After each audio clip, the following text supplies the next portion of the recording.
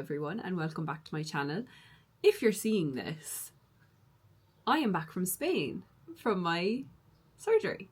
I flew back this morning, but I haven't uploaded for you in like a week, I want to say, and I could not let you go any longer without a video. So I am still mid-recovery, so if I move a bit and you hear me giving out about pain, that's why. But I wanted to let you know what books I read in March and what books I plan to read in April. And I'm going to combine them into one video because I just think it's easier, especially on the months I read less books, to combine them rather than making it two short videos. I'll make one long video out of it. So we'll start with the wrap up. So I read 8 books this month. I have my stats over here next to me. I read 8 books. I read 3,020 pages. And I read 100% non-fiction. And overall, I gave my ratings were 2 3 stars, 4 4 stars, and 1 4.25 stars. So I will get into the books now. I have 5 of them that are physical, and the rest are on my Kindle.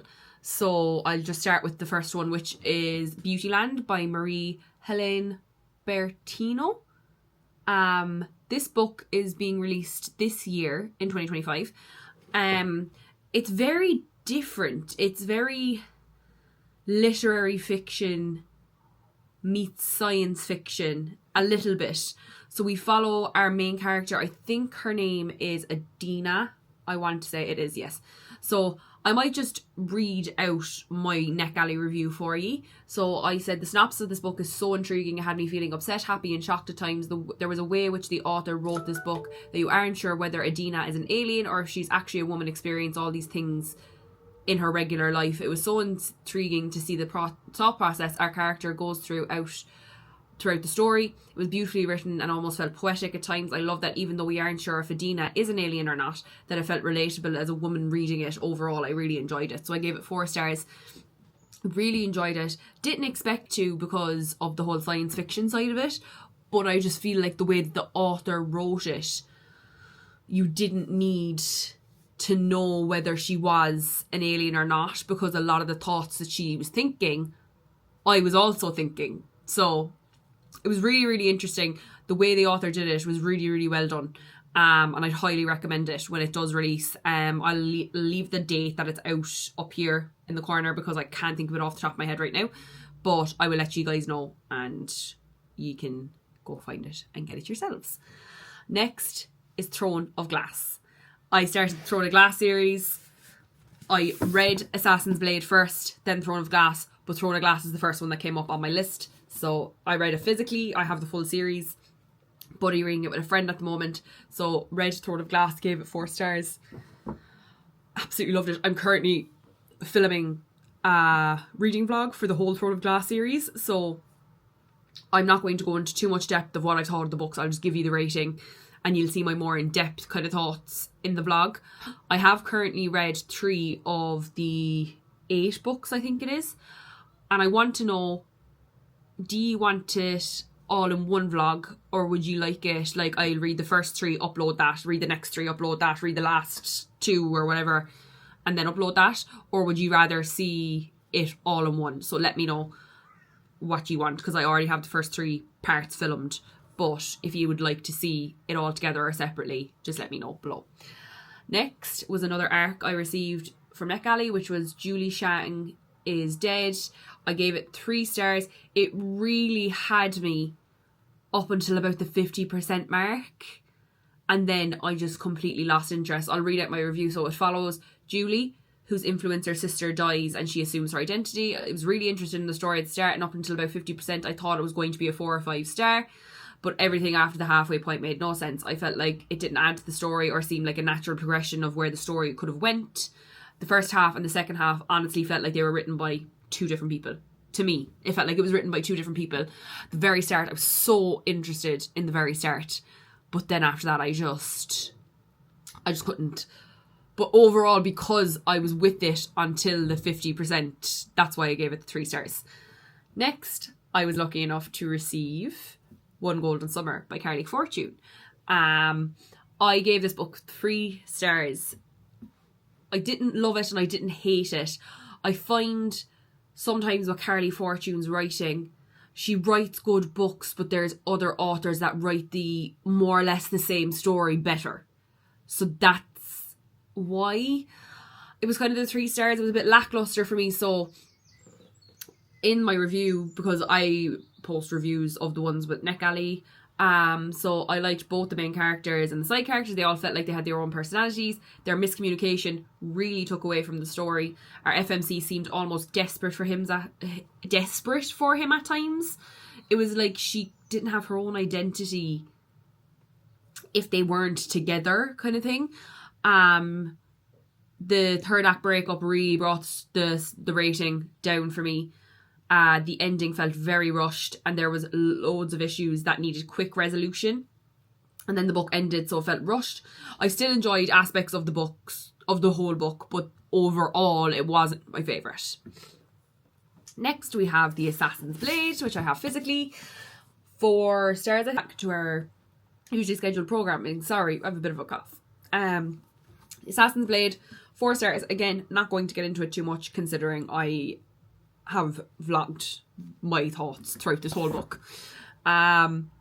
Next was Part of Your World by Abby Jimenez. This is my 3rd Abby Jimenez book, or 4th. I feel like I really underestimated Abby Jimenez's writing. I was lucky enough to receive Say You'll Remember Me as an ARC, so I've already read Say You'll Remember Me, which is out. It'll be out when you are watching this. It'll be out, so go get it. And I gave it a 4.5 stars, I think it was. It was brilliant. I read the Happy Ever After playlist and I didn't really enjoy that one, and I expected so much more. But then I read Say You'll Remember Me and I bawled my eyes out. It is such a beautiful story. I would look up the trigger warnings going into it because it deals with the topic of grief. So if you're going through grief, it might be something that you want to stay away from for the moment. But for me, it actually felt quite cathartic because I've recently lost 2 grandparents. So it felt nice to see the topic of grief being handled so well in the story. And there's a character that has a lot of health issues going on in the book also, so that may be something that's triggering too, so I would look that up personally. But back to Part of Your World. Absolutely brilliant. 2 of the main characters, Alexis and Daniel. The only thing is I don't like her name. I do not like her name. And his, really. But their story was brilliant. I loved it. Really, really enjoyed it. I understood completely like the difference in their 2 worlds and why they're so different, but like how they both change each other for the better in different ways. And their story was just lovely. It was just really nice to read. It was like a breath of fresh air reading it, to be honest. Because when I first started reading it, I was like, oh, this is going to be cringe. I'm not going to enjoy this. And then I got to like page 100 and like, you can even ask my boyfriend. I wouldn't put it down. He was like, during the I was like, no, I have to finish this book. So I would highly recommend Part of Your World and Say You'll Remember Me by Abby Jimenez. I've yet to read yours truly, but after reading Part of Your World, I'm so excited to get into Bree and Jacob's story that we meet Bree in Part of Your World because she's friends with Alexis. But she has her own book and I'm so excited to read her story. Next is Crown of Midnight. I absolutely devoured this book. I read this book on holidays. I keep calling it holidays. I read this book when I was away for surgery. I finished it before I had my surgery. And I gave it 4.25 stars. It's brilliant. Again, not going to say too much, but I guessed the ending. In Assassin's Blade. I figured it out. And it ends literally with a massive reveal that if you haven't figured it out, you'd be dying to get to the next book. But because I know kind of where the progression is going now, I'm kind of okay to wait for the next book, because I'm currently waiting for my friend Courtney to finish reading Crown of Midnight so that we can carry on. But really, really good. Really good. My favourite so far out of the 3 books that I've read in the series. And then we have Holding the Reins by Paisley Hope. I enjoyed this. It was just really nice. Easy, quick read. Like, I wouldn't say she's reinvented the wheel with this or anything. Like, if you are a fan of Elsie Silver and you are looking for something along the same vein and quite similar, I would highly recommend going for this. Because it just scratches that little itch you need when you've no Elsie Silver. Personally, for me. But I am excited to get to the second book because I feel like this first book, kind of similar to Flawless. I did not love Flawless. I did not really like Rhett. I loved Summer, but I didn't really like Rhett. So I feel like it's kind of the same with this, that like I didn't really love our main characters in this, but the side characters that we meet, I'm excited for their stories. So I have Training the Heart, I think is the next one. I can't remember what the third one is, but I actually have the arc for that as well from NetGalley. So I want to read the second one, and then I'm hopefully going to read the third one before it comes out in May. But they are all the books that I read in the month of March. Let me know if you read these books or what books you read in March. And I will see you guys in the next part for the April TBR. If you are here from last month's TBR, look away now, because a lot of the books you are about to see were on last month's TBR. But I didn't read them because I didn't have time. So you're just going to have to work with me. I don't even know what I put on my TBR, but I know a lot of these books that I have right now were on it. We're going to start off with a new one, though, that wasn't on last month, which is Heir of Fire by J.Maas. I just finished Crown of Midnight. I'm currently reading the series with my friend, and I'm currently vlogging the series also, which you would have seen in the first part of the wrap-up. I spoke about that and about what you guys would like to see in terms of a vlog for it. So I won't get into too much on my thoughts and what my expectations for this are, because I'm trying to keep all my thoughts for the vlog. Next, you knew it was coming, guys. Wildside by Elsie Silver. I happened to find this like 3 days before release. I've had this in my hands nearly a month and I still have not read it. Brought it with me to Spain, thought I'm going to read Elsie Silver while I recover. Didn't read Elsie Silver while I recovered. Didn't even touch it. Didn't touch it. But basically, this is the third in the Rose Hill series. I liked the first one, loved the second one, and I'm so excited. I've heard people say this is their favourite so far out of the Rose Hill series. And we already have a release for the fourth one in September this year. So I need to get to this sooner rather than later. But I love Elsie Silver. But I always find with Elsie Silver series that, like with the Gold Rush Ranch, the first book was okay and then they progressively get great. And then same with Chestnut Springs, the first book was okay and then I loved the rest of them.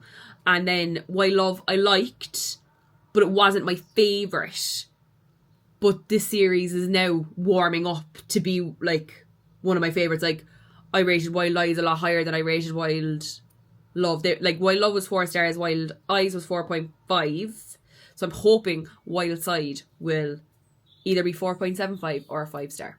But yeah, I'm very, very excited because I just need more Elsie Silver back in my life. Like, I need that Chestnut Springs feeling. Again, I need it. Next was one that was also on last month's TBR, which is Funny Story by Emily Henry. Guys, I have no excuse for not reading this yet. I don't know why I haven't read it. It's like I have a mental block with reading Emily Henry's books because I read all 3 of her books before any other books were out of hers. So it's like I nearly hold on to this until I know the next one is out. So basically until, what's it called? A Great Big Beautiful Life. It comes out in a few days. So I have no choice, but I have to read this now. I have to read this because I like to keep one Elsie Silver on the TBR until the next one comes out, basically. Which is not an ideal way to do things, I know. But it's the way I'm doing it. So we'll leave it at that. Next, another one that was on last month, Sunlight by Devney Perry. I just need to read it. Again, I have no excuse. I read... What was the first one called again? It's been so long since I read it now. I can't even remember the name of the first one. Wait, now I'll find it there now. Crossroads. So Crossroads is the first one in the Haven River Ranch series. Sunlight is the second one, and we're following the brother of the brother that we see as the main character in the first book. We're following his brother in the second book. And another character that we meet in close to the end of the first book, another character we meet. So I'm excited. I love Devney Perry. I love her books. Love the Eden series. I am hoping this series will give me the same feelings that the Edens did when I was reading the Edens. Next is another one that was on last month's TBR, Jordyn. Reckless by Lauren Roberts. I have to read this month. Hold me accountable if I come back here in April and I have not read this, because I'm actually going to an event with Lauren Roberts up in Dublin on the 2nd of May, because Fearless will be out. I need to read Reckless.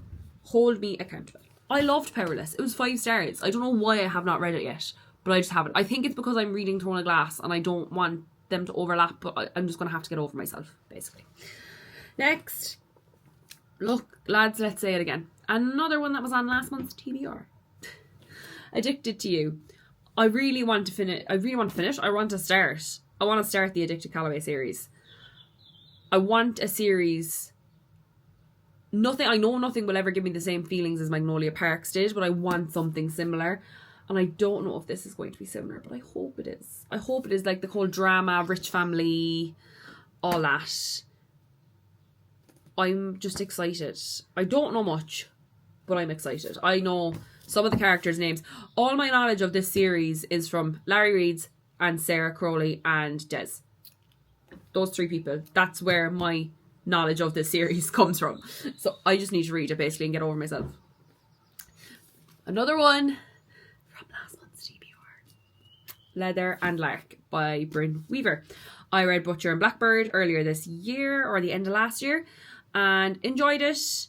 Again, kind of the same. I always find it when you're making a series out of couples, I always find the first couple kind of falls off a little bit. Not always, but sometimes the first couple walks so the rest of the couples can run, if that makes sense. So, like, my exceptions to that are like Boys of Tommen, Magnolia Parks, all those. Those are my exceptions. But every other series that I've read, it's like the first book needs to be intriguing enough that you carry on with the series. And I feel kind of similar with this series. Don't get me wrong, really enjoyed the first book. Really did. But I'm more excited for this one. I'm really excited for Leather and Lark. And I'm actually even more excited for Scythe and Sparrow, to be honest. And then last, but certainly not least, this one was also on last month's TBR, but we're coming at it again. Beartown by Fredrik Backman. I read Anxious People last month. Absolutely loved it. You go into it thinking that it's not going to be this big emotional read, and it just gets you. The way he writes just gets you. Like, I don't know what it is about his writing, but I just devoured it. And if Sarah Crowley loves Beartown, you bet your bottom dollar I'm going to love Beartown. Because I've read Chestnut Springs because of that girl. I've read Magnolia Parks because of that girl. And they are 2 of my Ride or Die series. So I'm trusting her with this one. I'm really, really excited. It's 3 books. There is Beartown, which is the first one. Then we have Us Against You, which is the second one. And then we have the third one, which is The Winners. And that only came out this year. And Sarah Crowley has cried at all of them. All of them. Am I going to cry? Probably. But those are the books I'm planning to read in April. Might be a bit overly ambitious for myself, but also I am off work recovering from my surgery, so I'm hoping I'll have more time to read, or the energy to read. But they're all the books I plan to read. Let me know what books you plan to read in April, if any of them are the same. If you've read any of these books, give me your thoughts. Let me know, do you think I should read them? Should I not? Should I put them off for like a different season or whatever? Just let me know in the comments below. Thank you so much for watching, and I shall see you guys in the next one.